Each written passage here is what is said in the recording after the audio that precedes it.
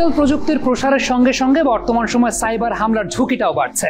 ব্যক্তিগত ডেটাবেজে চুরি কিংবা কোনো কিছুর হ্যাক করা অথবা সরকারি বিভিন্ন প্রতিষ্ঠানের ডেটা চুরি করা, সামগ্রিকভাবে অনেক ধরনের সাইবার ক্রাইম আমরা দেখতে পাচ্ছি।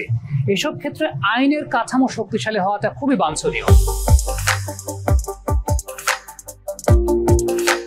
বর্তমান যুগে ইন্টারনেট হচ্ছে একটা কমোডিটির মতো।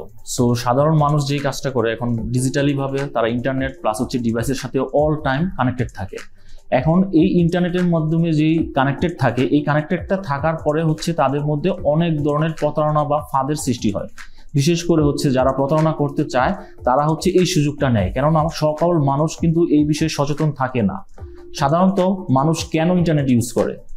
ইন্টারনেটটা ইউজ করে হচ্ছে তারা কয়েকটা নির্দিষ্ট কাজের জন্য। এক, সোশ্যাল মিডিয়া ইউজ করে। দুই, অনলাইন পেমেন্ট করার জন্য। আরও হচ্ছে অনলাইন কলিং, হোয়াটসঅ্যাপ বা হচ্ছে ইমো, আদার্স অ্যাপগুলো ইউজ করার জন্য, বা অনেক ক্ষেত্রে রিসার্চ বা হচ্ছে জাস্ট ব্রাউজিং করার জন্য ইউজ করে। সো এই জিনিসগুলো হচ্ছে অনলাইনে যেহেতু মানুষ এগুলো ইউজ করে এবং এগুলোকেই টার্গেট করে হচ্ছে যারা প্রতারণা করতে চায় তারা মানুষকে বিভিন্নভাবে ফাঁদে ফেলে। এখন কিভাবে ফাঁদে ফেলে? ফার্স্ট অফ অল হচ্ছে তারা হচ্ছে ফিশিং এর মাধ্যমে। ফিশিংটা হচ্ছে এমন একটা জিনিস যেটা হচ্ছে আপনাকে বিভিন্ন ধরনের জিনিসের প্রলোভন দেখাবে বা অন্য একটা সাইডের মতো করে আপনাকে বিভিন্ন লিঙ্ক পাঠাবে, যেখান থেকে হচ্ছে আপনার নাম, আপনার এনআইডি, আপনার ক্রেডিট কার্ডের ইনফরমেশন বা আপনার ব্যাংকের ইনফরমেশন, এই জিনিসগুলো হচ্ছে তারা আপনাকে বিভিন্ন প্রলোভনের মাধ্যমে দেখিয়ে আপনার কাছ থেকে চুরি করে নিয়ে যাবে। এরপরে হচ্ছে তারা আপনাকে বিভিন্ন ধরনের অফার দিবে, ফেক ই কমার্স যেটাকে বলি আমরা।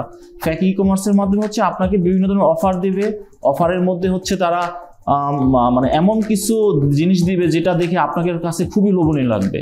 এটা হচ্ছে যেহেতু মানুষ এখানে অনলাইনে সচেতন না, সেজন্য তারা কি করবে, বিশ্বাস করে এখানে পেমেন্ট করবে বা হচ্ছে আরো কিছু করবে। এরপরে হচ্ছে তারা এখানে সর্বশান্ত হবে। এরপরে ধরেন অনলাইন ক্যাসিনো বা গ্যামলিং যে জিনিসটা, এখানে কি করতেছে মানুষ, প্রতারকরা হচ্ছে বিভিন্নভাবে হচ্ছে ব্র্যান্ডিং প্রমোশন করে হচ্ছে সবাইকে এই বিষয়টার মাধ্যমে একটা আকর্ষণীয়ভাবে নিয়ে আসে।